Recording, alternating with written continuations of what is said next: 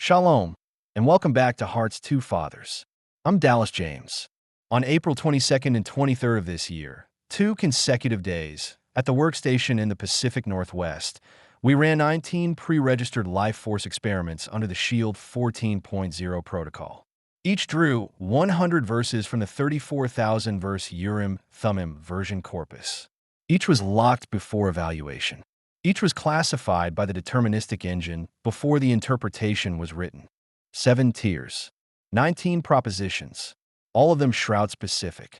The first tier, the mechanism of atonement. The second, typological identity. The third, the forensic evidence, D. Lazaro's vacuum ultraviolet work, Sadasani's dental observation, Jackson's cloth collapse. The fourth, the silver cord thermodynamics of Ecclesiastes 12, verse 6. The fifth, the sapiential axis, what the wisdom books testify about the marred body. The sixth, the segula positioning and the fine linen of Revelation 19, verse 8. And the seventh, the Bachim continuum from Judges 2, verse 5 to the tomb. This is the report. Before the first draw was locked, I put a question to the protocol. The meta question. What is the probability that 19 independent prayer-guided draws on shroud-specific inquiries would all return a statistical anomaly, and all return affirmative or neutral, with not one negative? The answer came in at the end of the 2 days. 13 affirmative, 2 neutral, 0 negative. And when the guidance detection indicator p-values are combined under Fisher's method across the 18 disclosed draws, the joint probability falls below 1 in 10 to the 50th. That is not lucky. That is not probable. That is the mathematics speaking. Let me tell you where the corpus spoke loudest. The highest polarity balance index in the entire 19 draw set was draw 13, the silver cord reconnection at the resurrection of Messiah, plus 3.405, 93% convergence confidence. The only P of yes equal to 100% in the corpus. This is the apex. The severance of the silver cord at death released the glory burst the linen recorded. The reconnection at resurrection was not a reversal of that release.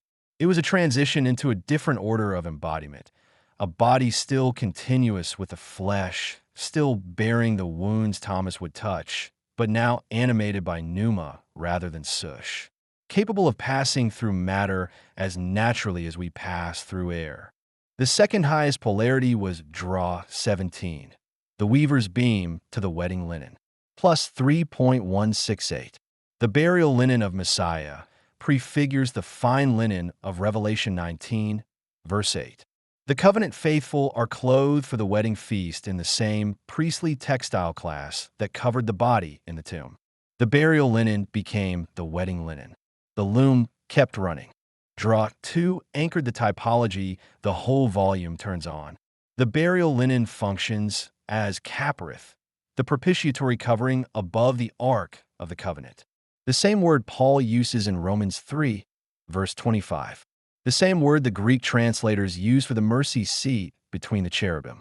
The body of Messiah is the ark of the new covenant, the container of the word made flesh. The linen above is the covering from which the resurrection voice spoke. Draw 2 came back at PBI plus 2.425, 90% confidence, 35 direct textual hits. The mathematics of it is one thing. The theological claim is another. The voice that spoke from between the cherubim is the same voice that spoke Miriam in the garden. The covering has been made flesh. The covering has been made linen. And then the segula reading fired at draw 16. The treasured possession channel registered at 293% above baseline, the highest segula concentration in the entire set. The shroud as a covenant witness specifically prepared for the segula remnant in the appointed season preceding the New Jerusalem. The lead verse was Hezekiah's prayer during the Assyrian siege. Save us, so that all the kingdoms of the earth may know that you are YHWH, even you only. The purpose clause is universal knowledge. YHWH acts so that the nations may know, a knowledge that requires visible, tangible demonstration. And at the 28th position of the draw, Mark 9, verse 3. The Transfiguration. No fuller on earth can whiten them. The exact grammar D. Lazaro's vacuum ultraviolet work, at ENEA found in the laboratory.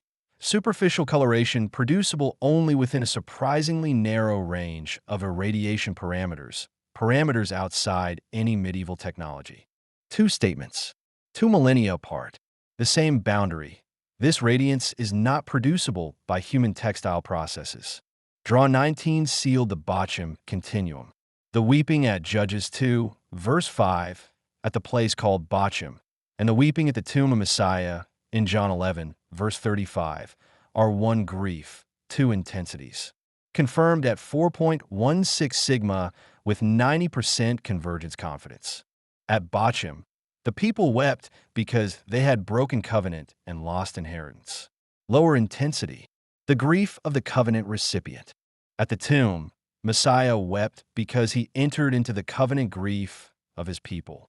Higher intensity, the grief of the covenant guarantor. Both are covenant grief. Both operate within the same economy. And both, in the dosimetric gradient we have been tracking, find their terminus in the shroud image itself, the contact range encoding of covenant grief upon a body. One more thread. Draw 15. The Hebrew word tam. It opens the book of Job. The usual rendering is blameless, but the Hebrew carries more weight. Tam means whole, complete, integral, not the opposite of guilt, the opposite of fracture. Draw 15 returns strong anomaly at 4.60 sigma. And the chain it built across the testaments is unbroken. Job 1, verse 1 tam. Isaiah 53, verse 9, had done no violence, neither was any deceit in his mouth. 1 Peter 2, verse 22, who did no sin, neither was guile found in his mouth. The apostolic seal on the chain. And the forensic side, the body on the linen shows severe blunt force trauma, nail wounds at the wrists and feet, a lance wound in the right side, and no evidence of prior injury, prior disease, prior defect. The body was tam before the marring. It bore the marring without becoming what the marring imposed. Now here is the most theologically consequential finding of a volume. It is not what the corpus affirmed. It is what the corpus declined. Two draws return neutral. Both of them framed atonement in punitive dosimetric terms. Draw 1 asked whether the Hebrew verb polis, to level, to weigh, to apportion, governs the measure of anger applied to Messiah's body. Draw 5 asked how the shroud corroborates the punitive reading of Isaiah 53, verse 5. Both returned anomalous. Both returned neutral. Every draw that framed atonement in covenant-covering terms, Caparith, silent vigil, rejected cornerstone, seed-seeing, burial to wedding linen, Bochum continuum, returned affirmative. Many at strong anomaly threshold. The corpus distinguished between atonement as retribution and atonement as propitiation, and it affirmed the latter. The Father, read through the 19, does not speak in the grammar of weighed wrath. He speaks in the grammar of covering. 19 witnesses, 18 disclosed p-values. A combined probability below 1 in 10 to the 50th that could not be distinguished from 0 by any conventional significance test. The Caparith of linen has been named. The silver cord reconnection has been anchored at the corpus apex. The Bochum continuum has been corpus validated from Judges 2, verse 5, to the shroud image itself. The tam designation of Job has been typologically confirmed. The weaver's beam has been traced to the wedding of the Lamb. The Father spoke through the 19. What remains is for you to listen. The book is the Transphysical Testimony, Volume 2, 19 witnesses. Hearts 2 Fathers Publishing. Royal Levitical Priesthood